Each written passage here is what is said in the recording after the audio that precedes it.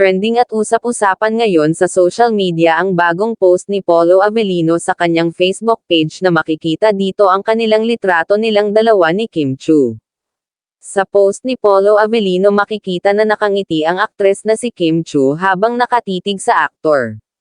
Mas lalo namang kinilig ang mga fans dahil sa caption ng aktor na nakalagay, "Sa iyong ngiti ako'y nahuhumaling," at may nakasulat na admin. Samot-saring reaksyon at komento naman mula sa mga netizens at fans ang nasa comment section ng Facebook page ng aktor. Kinilig at natuwa ang mga fans ng Kim Po kaya makikita sa comment section may nag-comment, "Para-paraan si admin ba talaga ang nag-caption yan?" Meron ding nag-comment, "Kunwari admin," at meron ding nag-comment, "Aces admin pang nilagay para di halata na in love na sa Kimi namin, ano yan pa, nahihiya ka na bang umamin na nahuhumaling ka na sa mga ngiti ni Chanita Princess?"